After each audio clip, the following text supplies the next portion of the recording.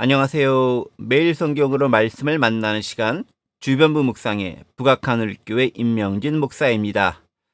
오늘과 내일은 무척 추운 날, 올겨울 들어 가장 추운 날이 될 거라는 예보가 있었는데 오늘 정말 춥네요. 춥습니다. 하지만 하나님을 향한 우리의 마음이 추위를 진짜 녹여버리는 그런 하루가 되기를 간절히 소망해 봅니다. 오늘 본문은요, 마태복음 3장 13절에서 17절까지의 말씀입니다. 예수님이 요단강에서 세례받으시는 장면에 대해서 함께 생각해 보고자 합니다. 먼저 제가 말씀을 읽어보겠습니다. 이때 예수께서 갈릴리로부터 요단강에 이르러 요한에게 세례를 받으려 하시니 요한이 말려 이르되 내가 당신에게서 세례를 받아야 할 터인데 당신이 내게로 오시나이까? 예수께서 대답하여 이르시되 이제 허락하라. 우리가 이와 같이 하여 모든 의를 이루는 것이 합당하니라 하시니 이에 요한이 허락하는지라. 예수께서 세례를 받으시고 곧 물에서 올라오실새 하늘이 열리고 하나님의 성령이 비둘기같이 내려 자기 위에 임하심을 보시더니 하늘로부터 소리가 있어 말씀하시되 이는 내 사랑하는 아들이요 내 기뻐하는 자라 하시니라. 아멘. 오늘 함께 묵상할 말씀의 본문은요, 예수님께서 요한에게 세례를 받으시는 그 장면이 되겠습니다. 예수님의 세례 받으시는 장면, 즉 수세 장면은 언제 봐도 언제 읽어도 무척 감동적입니다. 우리가 익히 알고 있듯이 예수님은 따로 세례를 받으실 필요가 전혀 없는 분이셨습니다. 세례라는 의식 자체는 사실 예수님 때부터 만들어진 것이 아닙니다. 그 전부터 있어온 전래되어 온 의식 가운데 하나인 것이죠.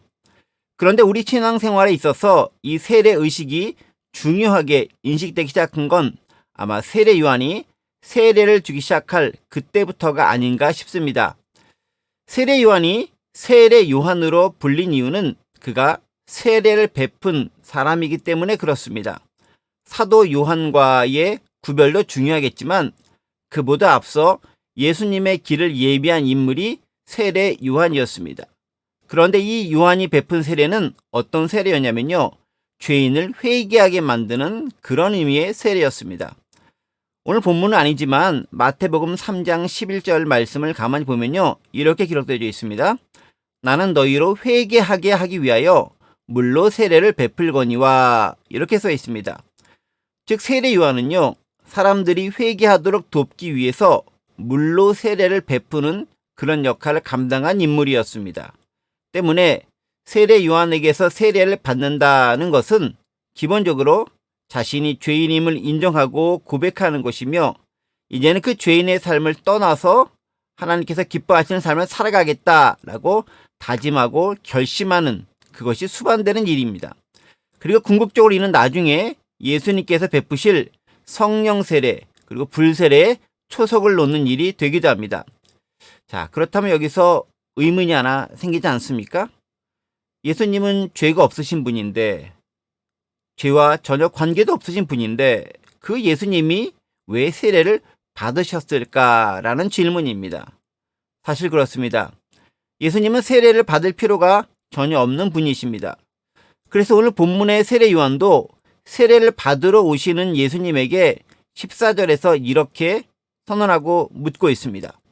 내가 당신에게서 세례를 받아야 할 터인데 당신이 내게로 오시나이까? 맞습니다. 굳이 누군가가 세례를 받아야 한다면 그건 예수님이 아니라 세례 요한이 예수님으로부터 세례를 받아야 할 것입니다. 그게 옳은 것이죠. 자, 그런데요, 이에 대해서 예수님은 15절에서 또 이렇게 얘기하십니다. 이제 허락하라. 우리가 이와 같이 하여 모든 의를 이루는 것이 합당하니라. 네. 즉 세례 받으실 필요가 없지만 그렇게 하는 게 모든 의를 이루는데 합당하다고 선언하십니다. 자, 그렇다면 여기서 또 질문이 생깁니다. 도대체 의를 이루는데 합당하다고 했는데 그 의라는 것이 도대체 뭐냐는 것입니다. 갈수록 태산입니다.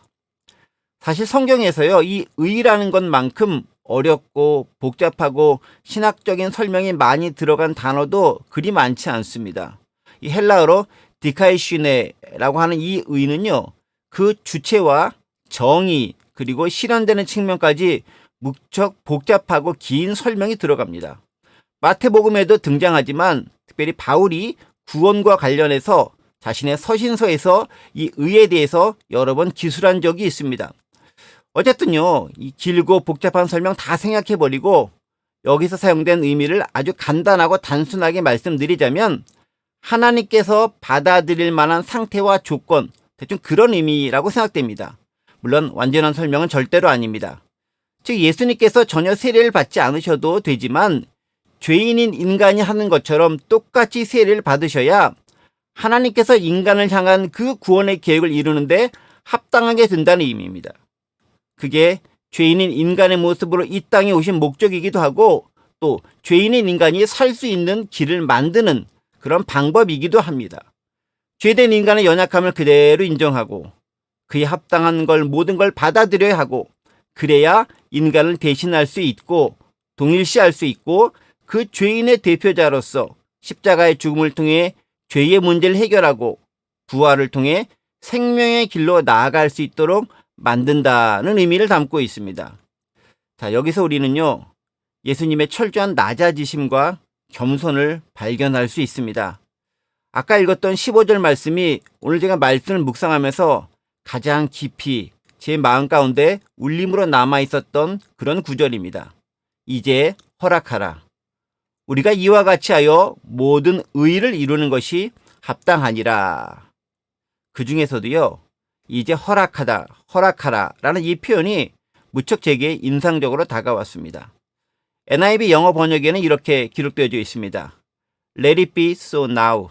It is proper for us to do this to fulfill all righteousness. 이렇게 기록되어 있습니다. 우리가 잘 아는 그 let it be 라는 단어가 등장합니다. 그대로 두라는 말씀이죠. 예수님이 낮아지심으로 세례 요한에게 세례받는 것을 그대로 두라라는 의미입니다.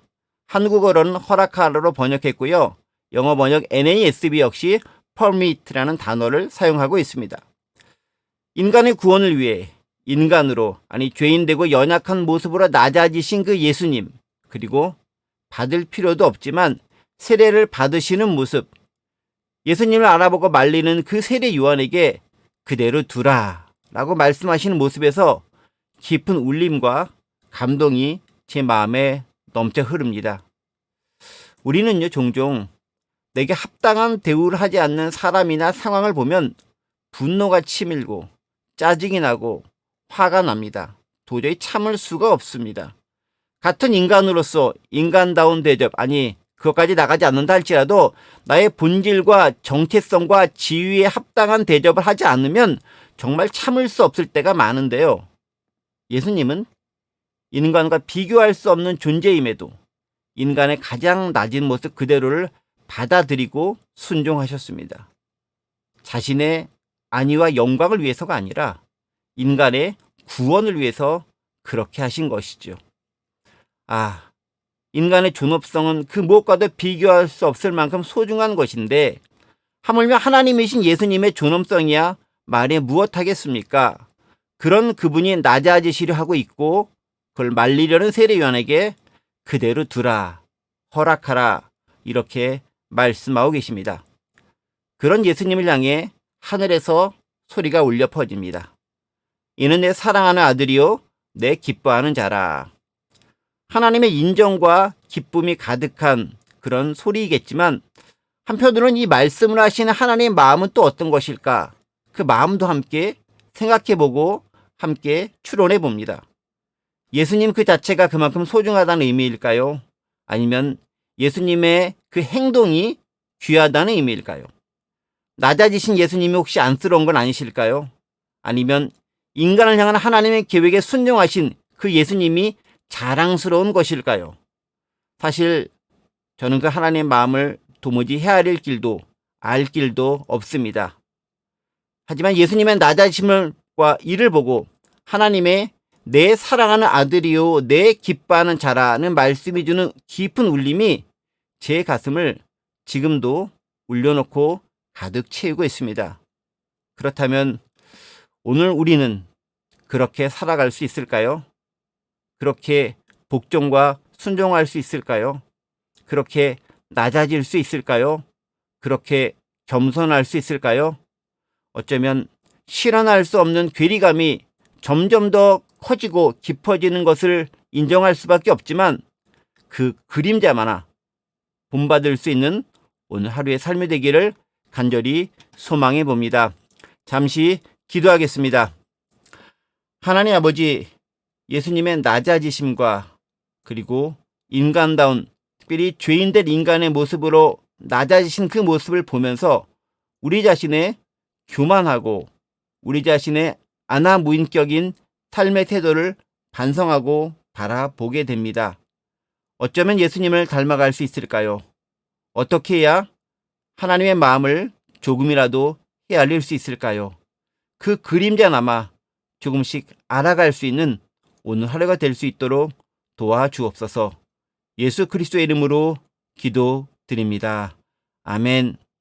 추운 날이지만 활기차고 건강하게 오늘도 샬롬.